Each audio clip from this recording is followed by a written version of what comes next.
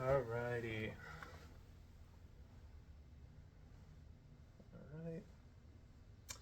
Okay. Just get out of the way of the frame here. Alrighty. Professor, my audience is just to the right of me here. Hello, So, you're here. Hey, Professor.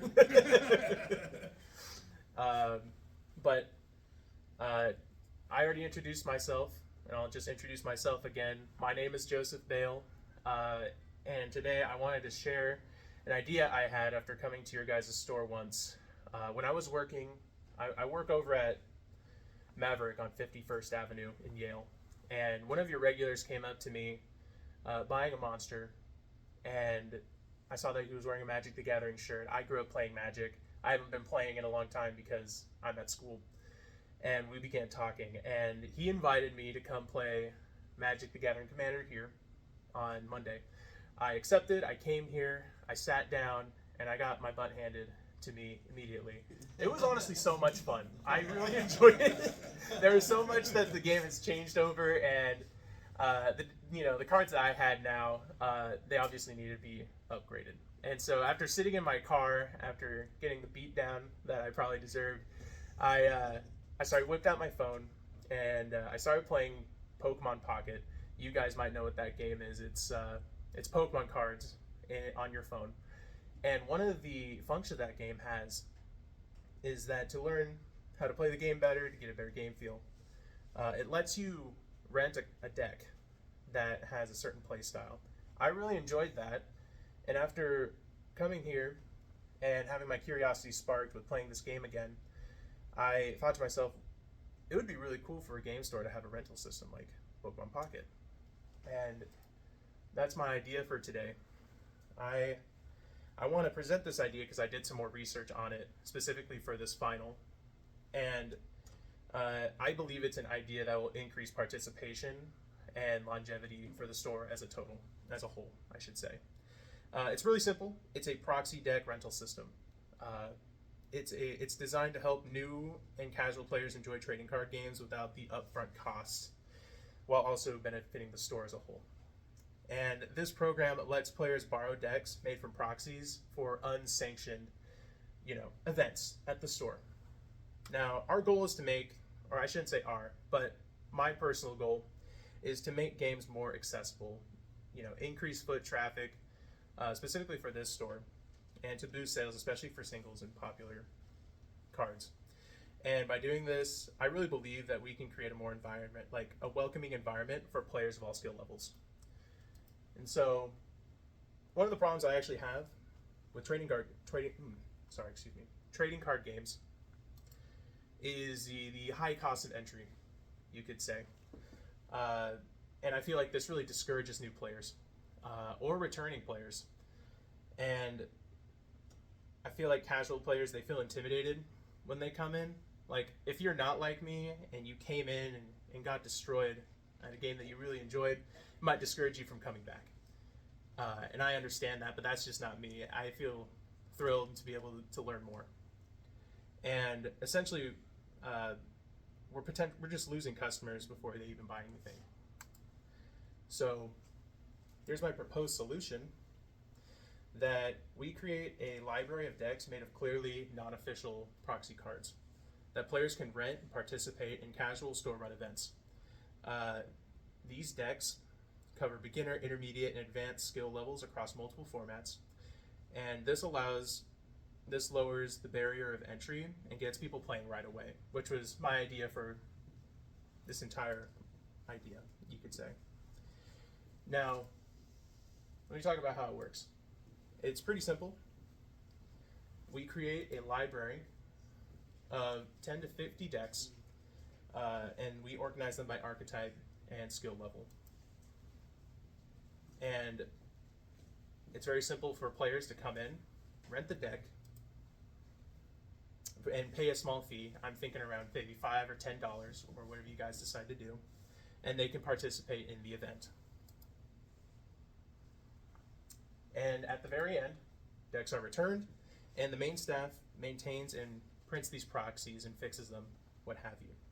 Now imagine a new player. You can imagine myself coming in, a returning player, wanting to get back into Magic or any card game and realizes that cards are way more expensive, and you decide to get a deck that's either ranging between $100 or $300. You might even play it once, and you might not play again.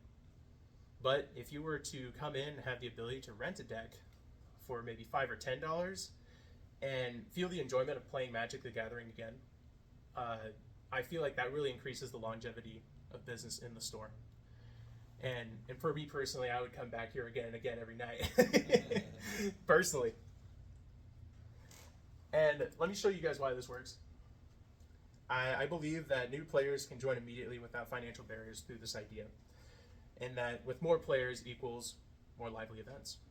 The players, excuse me.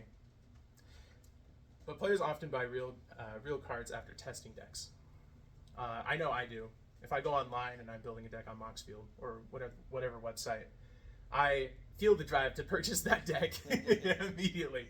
But obviously I can't. But if you're in a store and you feel that atmosphere, I really do believe that will drive people to buy singles and packs in order to keep business. I feel like this will also have people stay longer and become regulars. And what's really amazing about this idea, it has a really small startup fee. It's about $150 to $300 to get this all together.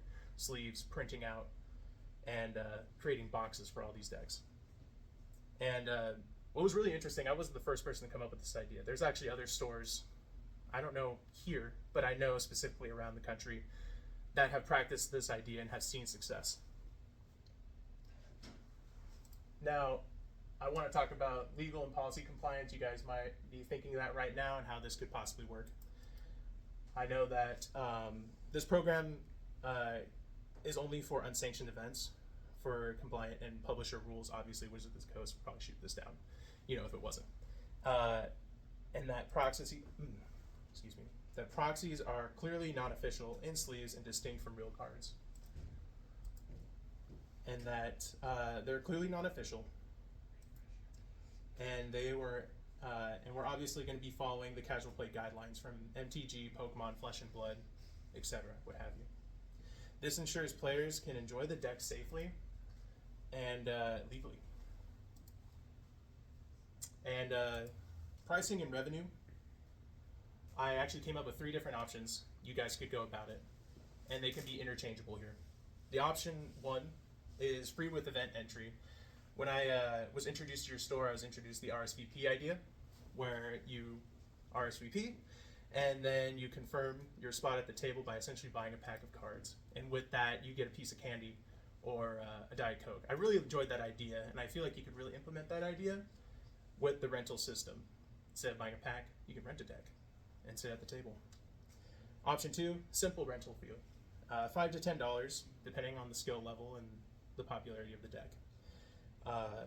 And my favorite option is the third option, which is a rent-to-own system, where rental fees, which is a rental cost applies towards the deck purchase itself. I'm assuming that all these decks are going to be based off of the precons. I really like this idea because imagine playing your favorite precon deck, and obviously you can't afford it right now, but every time you rent, it keeps track of that purchase, and every time it applies to that deck, and you could have it forever, essentially. Which really speaks to me, because I like to play a certain deck, and if I explore and I find a deck that I really enjoy, I find that this increases the chances of me actually keeping that deck for myself. And I want to talk about risks and solutions. I know that one of the things I was thinking about that would be a risk would be that players would confuse proxies with real cards. Solution, I think, is really easy. Just print the logo out of the store onto the cards themselves. I think another risk that could happen is deck damage or loss. Somebody could steal the deck, you could say. I would say that the solution would be an ID system.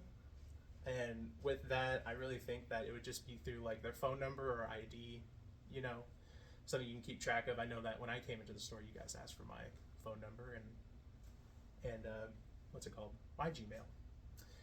And or they have a refundable deposit where they'd have to pay for it later if they came in. And the last risk I thought of was policy issues, once again. Only unsanctioned events here at the store. And my expected results, I really expect a 20 to 50% increase in casual night participation. I know you guys already have an amazing participation already, but I'm not sure, I've never been to any of the other days here, but I really feel like that would increase it as much as the Monday one that I went to. I also think that more singles and seals sales will increase the same amount due to the rental system and the interest in other play styles. I think there will be a strong player loyalty and a consistent turnout, and that there will be a more welcoming environment for beginners, returning players, and budget players to the store. And I just want to conclude and repeat that this is a very cheap startup, $150 to $300 to start. I'd even be willing to put some money towards this to make it happen. And I just want to conclude with, does anyone have any questions? I'm curious, did you happen to chat with any stores that you know do some kind of system like this? No, I wasn't able to, but thank you. That would actually been a really cool idea to be able to participate in that. Do you even, I'm out of curiosity, do you know, like specifically, like, this particular game store does it? Like, do you have any specific examples of game stores that do some kind of rental system? I wish I did. This was just an idea that I had in the car, driving home. And I thought, man, this would have been really cool.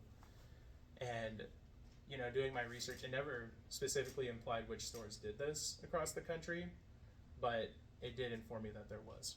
Kind of people saying like my local store. Yeah, does X, Y, Z. something like that. Yeah, because I think that kind of research would help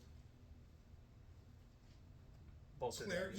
help clarify some of those challenges that might arise, and how you manage updating decks and frequency. Like there's one of the things, just kind of from my experience, just thinking about this big picture, is there's a lot of like implicit tracking things and updating that it could take a lot of time to keep up with. So I'd be very curious to hear how other shops have solved that when they're doing something that have gone in and tried something like this. Yeah, I'm curious about that too. I actually want to look that up, but that's a good point. Rotating pre-cons. Yeah. I like that. Do you have what was your thought of specifically how to implement the proxies? Are you thinking like off the inkjet printer, or one of the printing services online? How did you come to your price quote? I think that maybe just printing services local, like at a printing store, they could print it in bulk and make it happen that way. Okay.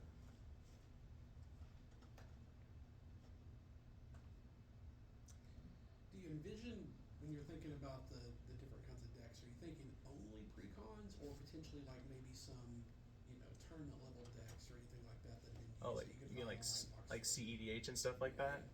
Sure, we can do that as well. I was thinking that in mind just because of, the different player levels, like beginner, intermediate, skilled, and I think that's a great idea for having more skilled players. Of course, like some people want to play like, I don't know, Get Rock Monster, and maybe you guys could I've implement played it. against a very It's funny Get you Rock think- Monster. it's funny that you It's think- Like not- get destroyed turn 3 and Get Rock Monster. Yeah. Well, but they just Good friend. turn of their ours whole did. library over to the graveyard, and Yeah. the game's over. And you could have decks like that. You can go on like Moxfield or MTG Goldfish and find those decks and print them off. And that I don't know if you guys do a CEDH rec or a CEDH night, but that would be a good way of. We don't. And, I think like practically the limiting factor for us on this is just that we aren't terribly focused on the organized play side of things. Obviously, Yeah. we have 2 commander days. We've got Monday nights and Sundays, and those are both more geared towards casual. Yeah.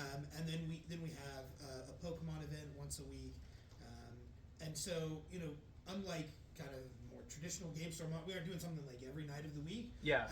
And I think that a store that's more focused on play might benefit from this more, just because they're regularly firing like standard, modern, all of those different formats. Yeah. And you're right. Like if you're trying to get somebody into modern, it's a big ask to be like, oh hey, go build that 500. Like your budget version is $400 or $500 deck. Yeah. That's a big investment to try and get into the format. Yeah. So that's I would say in terms of thinking about this as like, is this something that we would implement? The main barrier that I see is that we just don't have a high enough volume of play that I think might justify the initial setup costs and ongoing time to do it. But I definitely I agree with a lot of your premises in Yeah. the sense that it is tough when you're getting into a new format. I remember how much money I spent when I was first getting back into Magic. And not that's a huge barrier for some folks, and finding ways to give people a softer landing when you're first getting sticker shock of, oh, I want to build this deck, but gee, that card is $50, that card is $100. How can I start to? It also definitely alleviates the mental barrier to entry of, okay, Yeah. I would love to build a commander deck around this guy that I like. Allow me to now just go Google search all 25,000 unique Magic cards, and I'll pick 100. Right? Yeah. Being handed it on a silver platter is definitely again it's just easing people into the experience. Mhm. And that was my idea coming into this was, how can we increase participation of people who are curious and be able to sit them down immediately, I think in a lot of contexts that's a very good idea. Mhm. Yeah, I think especially for people who are wanting to do more competitive driven. Yeah, like your kind of your bracket 4 region where it's not full CEDH, but like I want to build a powerful deck. What does that look like? Yeah. For the newer players, again, just kind of like giving folks some guideposts and some easier access to information. Yeah. I mean, you guys know more about this business than I do. I love hearing what you guys have to say too, because it's like, oh, good, I was able to provide new insight, I do like the idea. Yeah, and I know that I don't know if it still exists, but back in the day when the SCG circuit was going, there were like actual deck for Vendors real. that do Yeah, that. that you could Was it do. really? I don't think I ever saw that. Yeah. Certainly, there's always been on like Magic Online, but Yeah. I'm pretty sure that there was a time where you could go into when competitive Magic actually existed. Sam, do you remember the name of the company? Yeah. I can't remember the company was running it, but one of the semi-large single companies was doing that for a while. Well, do I have anything further for No, you? I think that's it. Yeah, thanks so much, Joe, for the time you've given us today. Thank you for giving me this opportunity. Yeah, Absolutely. It was a pleasure. Here, let me just take this off really quick. Yeah.